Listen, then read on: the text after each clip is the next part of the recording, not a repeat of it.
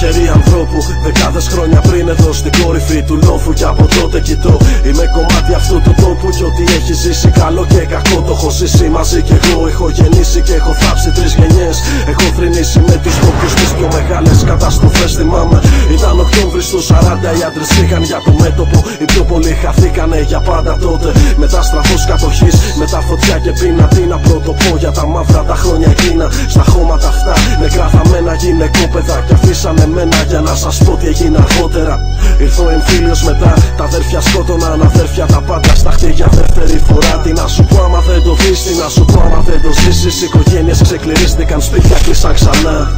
Ήταν χειμώνας τόσα χρόνια, χρονιά γεμάτα μίσος και διχόνια. Ότι πιο άρρωστος στον κόσμο είδα, τα πάντα γύρω νεκρά. Το μόνο που έμεινε όρθιος των ανθρώπων την καρδιά να τη ζεσταίνει ελπίδα. Καμένη γη, όνειρα καμένα, σπίτια καμένα. Μονάχα χώμα, πέτρες και σκοτάδι είχανε γύρω. Παρόλα αυτά παλέψανε, πολέμησαν και πάντοτε ελπίζανε πως θα ξαναφέρουνε πίσω τον ήλιο.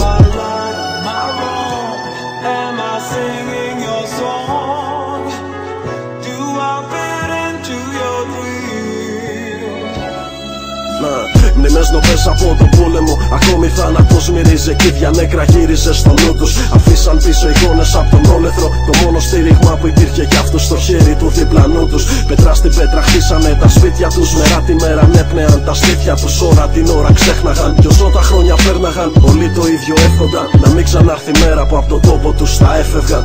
Και εσύ περνούσανε τα χρόνια. Χαμόγελουσαν οι άνθρωποι κι ας υπήρχε γύρω τους τόση φτώχεια. Κάθε χειμώνα μαγώνα την άνοιξη σοδιά τους. Μητρώτα ποτίζαν το χώμα να ζήσουν τα παιδιά τους. Δεν είχαν να τους δώσουν σχεδόν τίποτα. Έτσι και εκείνα αρκέστηκαν να πάρουν μονάχα από αυτούς τα ελάχιστα. Γι' αυτό κι όταν μεγάλωσαν, στιγμή δεν το μετάνιωσαν. Στην οικογένειά τους δεν φέρθηκαν ποτέ αχάριστα. Τώρα κοιτώ τη γενιά σου από εδώ και αναρωτιέμαι τι συμβαίνει μέσα στο μυαλό και στη ψυχή σας. Κανείς δεν αγωνίζεται για τίποτα, κανείς σας δεν ελπίζει σε τίποτα. Λες και χάθηκε η φωνή σας. Να βρείτε τα όνειρά σας, παιδί μου, να πολεμήσετε. Να ανοίξετε το δρόμο να είναι εκεί για τους νεότερους. Κι εγώ θα σας κοιτώ από εδώ, θα γράφω τη δω. Και τον αγώνα σας θα πω σαν δίδαγμα και στους επόμενους. Να πας στους άνθρωπους να πεις, κι αν σε ρωτήσουν ποιος σου το είπε, πες τους στο δέντρο. Πες τους στο δέντρο. Να πας στους άνθρωπους να πεις πως ό,τι κι αν συμβεί ποτέ μη χάσουν την πίστη και την ελπίδα τους. Πως αν χαθήκαν στο λαβύρινθο της εποχής, να πολεμήσουν μέχρι τέλους για να αλλάξουν τη μοίρα τους.